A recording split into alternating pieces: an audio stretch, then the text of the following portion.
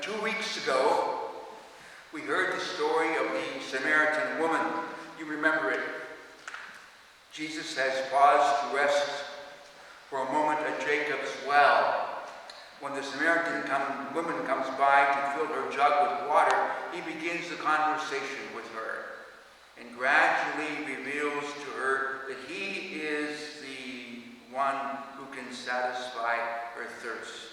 He is the one who is the living water, the longed-for Messiah.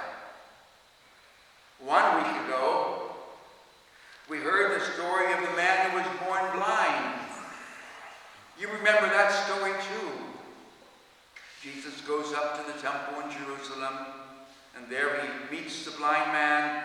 In his compassion, he opens the eyes of that man and gradually reveals to him that he is the one who is not only given light to his eyes, but he's the one who is the light of the world, light for everybody.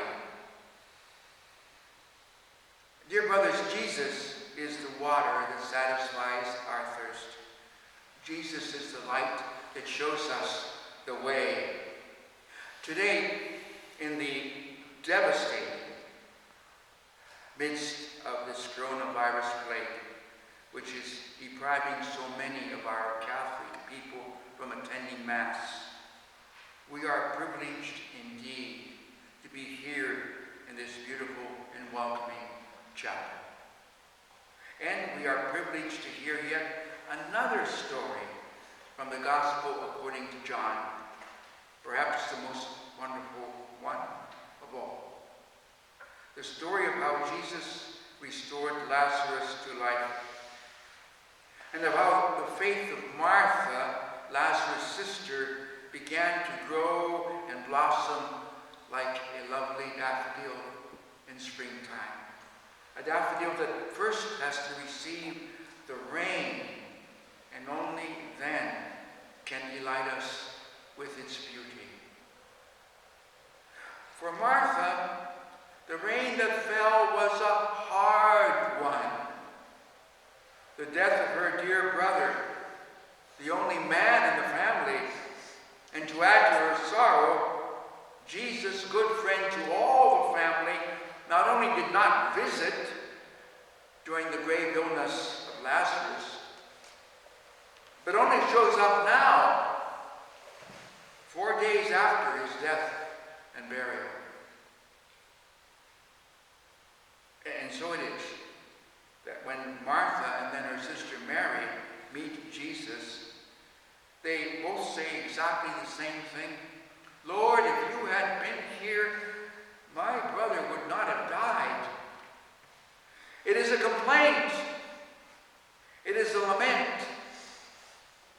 It is a kind of scolding. And it is an act of confidence in the power of Jesus, all expressed in the same breath. It's something like you or I would say, and maybe we have said it, at the unexpected death of a loved one. Where were you, Lord? Where were you? You could have avoided what happened, and yet you didn't. Lord, if you had been here, my brother would not have died. Jesus was not there. And he was not there on purpose. St. John clearly says that although the sisters sent Jesus a message that Lazarus was gravely ill, the friend that you dearly love, Jesus stayed where he was for 2 more days. He stayed, even though he was only about 20 miles away. He stayed, even though there was nothing that was keeping him.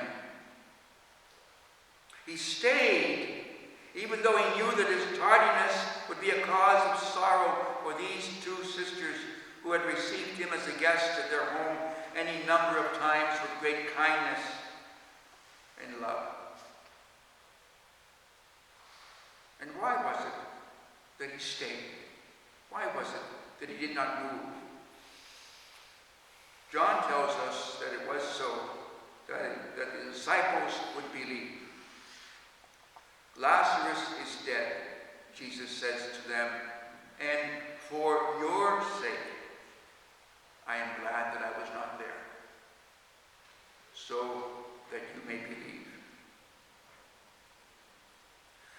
So that you may believe. Jesus was intent on increasing the faith of his disciples, and not only their faith, but also the faith of Martha. Listen to his reply to Martha when she says to him, "If you had been here, my brother would not have died," and then adds, "But I know that even now God will give you whatever you ask." Jesus says to her, "Your brother will rise again." Martha replies that she knows that he will surely rise at the end of time. Martha has faith, no doubt about it. But Jesus wants to lead her to a deeper level of faith, to the same level of faith where he had led the Samaritan woman, to the same level of faith where he had led the man born blind, to a level of faith that would allow her to recognize him not only as someone capable of performing miracles, but as the Messiah and as the Savior. And so he goes on speaking to her. But now he continues with a play on words. He uses the words living and dying with a double meaning. To live and die physically, and to live and die spiritually. He says to her, "I am the resurrection and the life. He who believes in me will never die. Pardon me. He who believes in me will live, even though he dies. And everyone who lives and believes in me shall never die." And then, fixing his eyes on Martha, he challenges her to embrace a faith which not only includes the resurrection of the dead at the end of time, but a faith in him. Faith in him who is capable of giving life to all who are dead within themselves. Dead because of the sin that is weighing them down. Dead because of the hopelessness that is drowning them. Dead because of the sadness that is suffocating them. Jesus challenges Martha. He asks her, "Do you believe this?" Martha accepts the challenge and answers with a reply that is as beautiful as it is unforgettable. "Yes, Lord," she tells him, "I do believe that you are the Christ, the Son of God, who was to come into the world." A short time later, Jesus will raise Martha's brother Lazarus from the dead. But now, before that raising up, he raises Martha up. He raises her from one level of faith to another, from a low level of faith to a high level of faith. Just as he made the Samaritan woman capable of believing in him as the living fountain of water, and just as he made the blind man capable of believing in him as the light that shows us the way, now he makes Martha capable of believing in him as the source of all life. He makes Martha as capable of belief as he did with St. Peter when he asked, "Who do you say that I am?"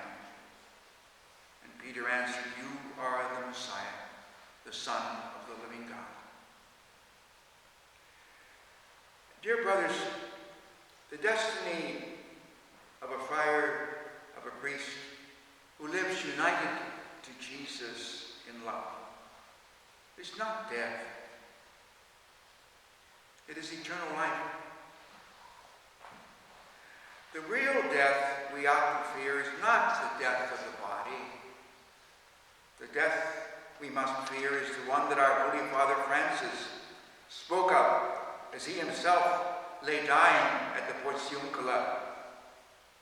Be praised, my Lord, through our sister bodily death, from whose embrace no living person can escape. He asked his brothers to sing. Woe to those who die in mortal sin. Happy those she finds doing your most holy will. The second death can do no harm to them. That woe that Francis spoke of is the one that would separate us from Jesus.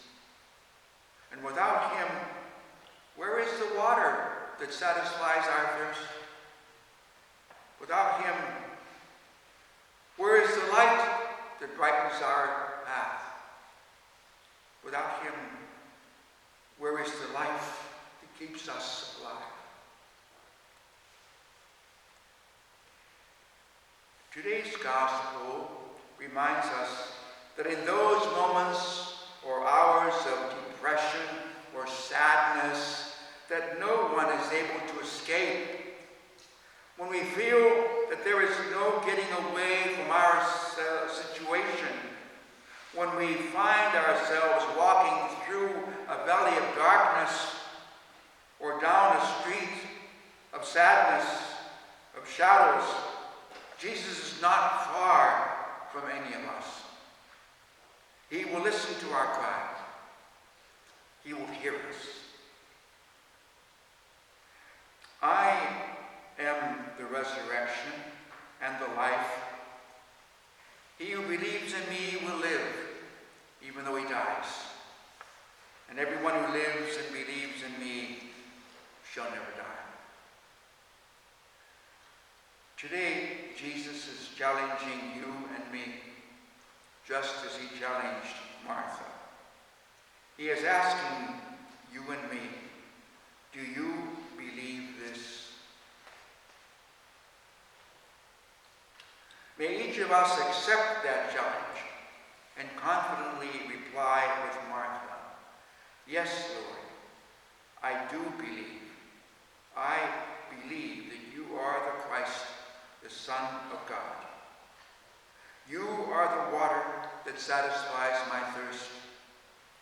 You are the light that shows me the way. You are my life. You are my God and my all.